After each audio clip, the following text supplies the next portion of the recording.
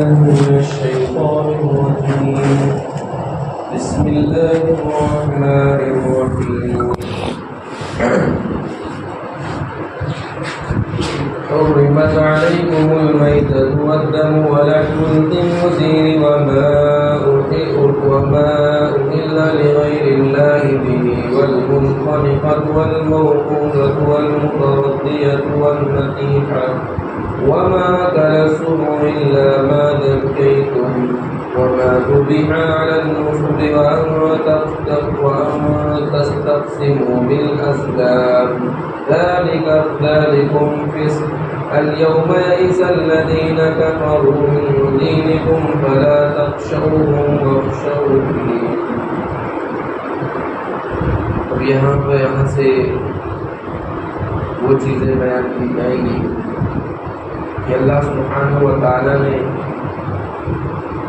انسانوں کے لیے کون سے جانور کو حلال کیا ہے اس کا تذکرہ ہو اور کن چیزوں سے منع کیا ہے اور کون کون سی چیزیں ہم پر اللہ سبحانہ و تعالیٰ نے حرام کی ہے، اس کا کھانا ممنوع ہے، اس کا تذکرہ ہوگا۔ اس کی سب سے پہلی کڑی ہے حرمت علیکم المیتۃ والدم ولحم الخنزیر، اللہ نے تم پر حرام کیا ہے مردار کو۔ المیتہ اس کو کہتے ہیں جو طبعی طور پر مرا، اس کو میتہ کہتے ہیں۔ تو المیتہ یہ مردار چیز انسان کے لیے کھانا حلال نہیں ہے۔ والدم اور خون کھانا حلال نہیں ہے۔ قرآن کی دوسری آیت میں ملتا ہے او دمم مسفوحا، یعنی وہ خون جو بہنے والا خون۔ ویسے خون سے تو کلیجی وغیرہ بھی تیری یہ بھی انہیں کے ایک دودھ ہوتی ہے، لیکن وہ خون مراد نہیں بلکہ او دمم مسفوحا دوسری آیتوں میں ہے کہ بہتا ہوا خون اس سے مراد ہے۔ ولحم الخنزیر، سور کا گوشت کھانا جائز نہیں ہے، حلال نہیں ہے، حرام۔ صرف گوشت ہی نہیں بلکہ اس کے تمام اجزاء، چاہے چربی ہو یا اس کے دل ہو، اے ٹو زیڈ وہ حرام ہے، وہ نجس معین ہے۔ وما اہل لغیر اللہ، اور وہ چیز کھانا جائز نہیں ہے جو غیر اللہ کے نام پر نکالے گئے یا غیر اللہ کے نام پر ذبح کیا گیا، وہ چیز کھانا جائز نہیں، چاہے وہ کسی دیوی دیوتا کے استھان پر یا کسی مزار پر یا کہیں کسی کے نام سے بھی ذبح کیا گیا ہو، اور چاہے وہ اللہ ہی کے نام سے ذبح کیا گیا ہو، اور اس کا ارادہ یہ ہو کہ ہمارے فلاں پیر خوش ہو جائے یا فلاں دیوی ماں سے ہم سے خوش ہو جائے، فلاں دیوتا ہم سے خوش ہو جائے، اگر اس انسان کے ذہن میں یہ چیز ہے اور بھلے ہی بسم اللہ اللہ اکبر کہتا ہے تب بھی وہ گوشت کھانا جائز نہیں۔ والمنخنقہ، اس جانور کو کہتے ہیں جو گلا گھوٹ کر کے مر گیا، یعنی چاہے کہ اس کا گلا دبا کر مار دیا گیا ہو یا وہ جانور ایک ساتھ بندھے ہوئے ہو، آپس میں پھنس گئے ہو، اس کی رسی ٹائٹ ہو گئی ہو اور مر گیا ہو، اس طریقے یا اس طرح اگر جانور مرا ہوا ہے اس کا گوشت کھانا جائز نہیں ہے۔ والموقوذہ، کوئی ایسا جانور ہے اس کو بے تحاشا مار دیا، بے تحاشا مارنے کے بعد اب اس کی حالت ایک دم نازک ہو گئی اور مر گیا، تو اس طریقے کے جانور کا کھانا گوشت کھانا جائز نہیں ہے۔ تیسری چیز کیا ہے؟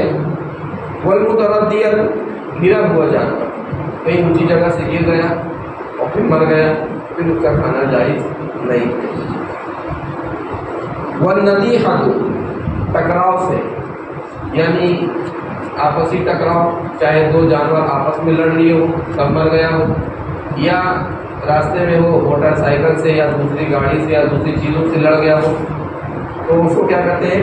والنطیحہ، یعنی آپسی ٹکراؤ سے چاہے وہ سینگ وغیرہ لگ گئی ہو تب وہ مر گیا ہو تو اس کا کھانا جائز نہیں ہے۔ وما اکل السبع الا ما ذکیتم، کہ وہ چیز جس کو درندے نے کھایا ہو اور پھر وہ مر گیا، اس کا بھی کھانا جائز نہیں ہے، الا ما ذکیتم، یہاں تک کہ جو آپ نے پاک کر لیا، یعنی ذبح کر دیا۔ اب ذبح کرنے کی نوعیت کیا ہوگی؟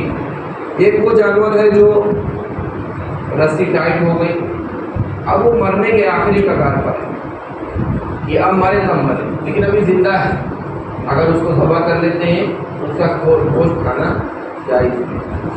اسی طریقے سے 4 قسمیں بتائی گئی، 5 قسمیں، اس میں سے جب بہت زیادہ کوئی مار دیا ہو اس کو اور پھر وہ ایک دم مرنے کے قریب ہو، اگر اسے مرنے سے پہلے اس کا خون بہے ذبح کرنے کے بعد تو اس کا گوشت کھانا جائز ہے۔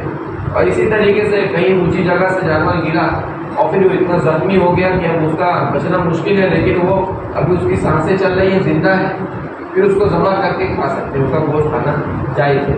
اسی طریقے سے کسی درندے نے، شیر نے کسی جانور پر حملہ کر دیا اور پھر وہ آخری مرحلے پر ہے اور مرا نہیں ہے تو اس کو ذبح کر کے کھایا جا سکتا ہے۔ وما ذبح علی النصب، اور کون سی چیز کھانا جائز نہیں ہے؟ کسی پیر یا دیوتا یا کسی مزار پر کسی خاص جگہ پر ذبح کرنا، ایسے جگہوں پر ذبیحہ کیا ہوا جانور کا گوشت کھانا جائز نہیں ہے۔ نصب اس کو کہتے ہیں کہ دور جاہلیت میں وہ کھانے کے قریب ایک پتھر رکھا ہوا رہتا تھا، لوگ اس کی پوجا بھی کرتے تھے اور وہیں پر آ کر کے اپنے جانور کو ذبح کرتے تھے، قربانی کیا کرتے تھے، تو نصب اسی کو کہتے ہیں۔ اب وہ چاہے کسی مزار پر بھی ہو، چاہے کسی دوسری جگہوں پر ہو، اگر وہاں پر ذبح کیا جائے اور اس کا کھانا جائز نہیں ہے۔ وَأَن تَسْتَقْسِمُوا بِالْأَزْلَامِ، یہ کہ تیروں کے ذریعے گوشت تقسیم کیا گیا۔ پہلے ہوتا کیا تھا دور جاہلیت میں کہ لوگ قربانی کرتے تھے ان کی، اس میں حالانکہ 7 حصے ہوتے تھے، کئی لوگ رہتے تھے، لیکن اس کی تقسیم برابر سرابر نہیں ہوتی۔ وہ تیروں کے ذریعے وہ ایک طریقے سے دماغ بازی تھی ان کی کہ وہ تیر کے ذریعے، جس میں ان کا تیر نشانہ لگاتے یا کہیں سے قرآن اندازی کرتے، اگر جن کا گوشت زیادہ ہوتا، جن کے نام سے زیادہ گوشت نکلتا وہ زیادہ لے لیتا، جن کے نام سے کم گوشت نکلتا وہ کم لیتے۔ تو اللہ تعالیٰ نے ایسے گوشت کو کھانے سے منع فرمایا کہ وَأَن تَسْتَقْسِمُوا بِالْأَزْلَامِ، یہ کہ تقسیم کیا ہو کس سے؟ تیروں سے۔ ذَلِكُمْ فِسْقٌ، یہ سب چیزیں فسق ہیں، یعنی اس طرح کا عمل کرنا گناہ کی چیز ہے۔ اليوم يئس الذين كفروا من دينكم فلا تخشوهم واخشوني، یہ اليوم يئس الذين، کہ آج کے دن کفار مایوس ہے تمہارے دین سے، یعنی یہ آیت یہ 10ویں یعنی حجۃ الوداع کے موقع پر نازل ہوئی، عرفہ کے دن، اور حضور اکرم صلی اللہ علیہ وسلم نے مسلمانوں کو یہ خطاب کرتے ہوئے کہا کہ اب غیر مسلم یعنی کافر مشرک یہ اب دین کو، اسلام کو کسی بھی طریقے سے نقصان نہیں پہنچا سکتے۔ اب اسلام غالب ہو کر رہے گا اور اسلامی کی حکمرانی چلے گی، اسلامی کے احکام اور جو اسلام کہے گا اس کو ماننا پڑے گا۔ اب یہ اسلام کے خلاف کچھ کر نہیں سکتے۔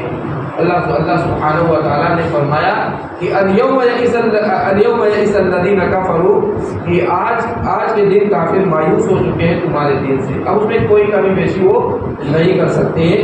فلا تخشوا، ان سے مت ڈرو، واخشونی، مجھ سے ڈرو۔ اب اس کے آخری جو آیت ہے اليوم اکملت لکم دینکم، انشاءاللہ اس پر کرنا اللہ نے سمجھنے کی توفیق نصیب کرے۔